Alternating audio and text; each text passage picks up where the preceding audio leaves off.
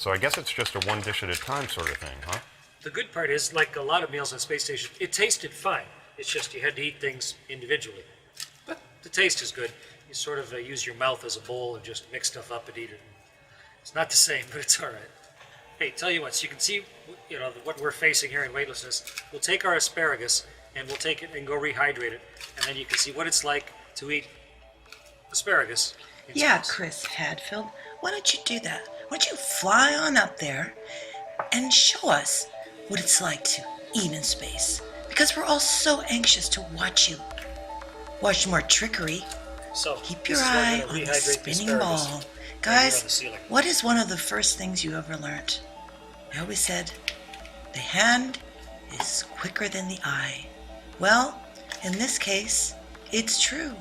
Because all they ever want to do on the space station is have you watch whatever they are spinning in their hands. It's always the same. This show never changes its format. Asparagus. They've always got some little thing spinning, and they want you to watch. But I want you to watch something else. So don't watch what he's doing with his hands. I want you to watch the top right corner. Around the outside. There is a pair of scissors. They're very motionless right now, but they're there. They're right next to the edge of a blue, something blue that's sticking down. And you just saw the scissors move just a little bit. Keep your eye on those scissors. Don't take your eyes off of them while Chris is cutting open the pack of asparagus and disgustingly licking off those scissors. Keep your eye focused on those scissors and watch the real magic in space happen. You don't want to load your spoon up too much or the food will fly everywhere. So imagine trying to mix other food in with this when the package is already this full. It really just, it's not possible. Edit. And you can't really hold 2 of these or 3 of these at once. Two so you kind of just need to eat one and then eat another. 3, 4, 5, 6, 7.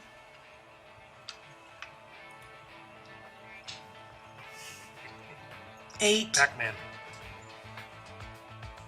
Uh-oh. Asparagus explosion.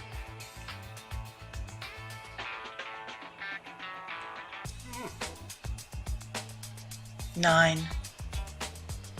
Keep watching those scissors. 10. 11. One last piece of asparagus, 12. we'll leave it upside down. Just because we can. There you go, guys. That is fascinating. That's the real Complications with magic eating in of microgravity space. were not what I expected, but editing. I think now we have a really good And they picture have of to it. edit. So what's that mean for because a they trip can to only Mars? do They'll be underway for cycles like of 6 28 months. seconds. These take in up a the lot of room in parabolas. packaging. They So I'm cannot not go sure longer than that. that all your food can be So prepared it probably this way. takes I think them you're gonna all have to day long, maybe a week, figure out a different system. Have to good make refrigeration, one have little bulk foods. video. Certainly, probably Maybe longer prepare than your it foods took in me some to sort make of this centrifuge video. to get a little bit of gravity. But it's always the same game. Or I think you're gonna have to grow food en They route. get you interested. You need They a get you regular watching cycle their of things. hands. You can't just package everything. And they're It takes always 6 months to get to spinning Mars. and That's a twirling lot of asparagus something. packets. And then the edits start. See you next week.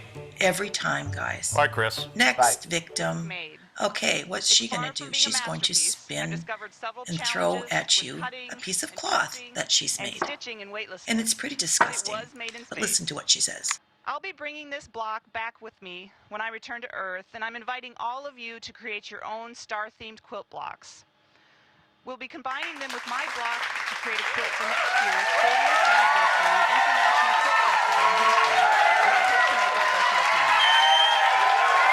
If you're interested in participating in this fun project, all the important details are available at this year's festival. I can't wait to see what we make together. I'm sorry. Couldn't help myself. Okay, watch the pixelation. Now watch her right leg. You see her pant leg? Watch it again in slow motion. You see the pixelation of her stupid little quilt square. But now you're going to see her pant leg on her left leg facing the screen. Look what it's doing. It's flopping over. What happened to her G-force? Her magical force that causes everything to stand straight up. Forgot about that. Okay, next. Here's a bunch of flashy video. See that flash? Flash. That's an edit. Flash. Each time you see a flash, it's an edit. And watch the ridiculousness of her putting water on her hair. Yet no water seems to be going to her hair.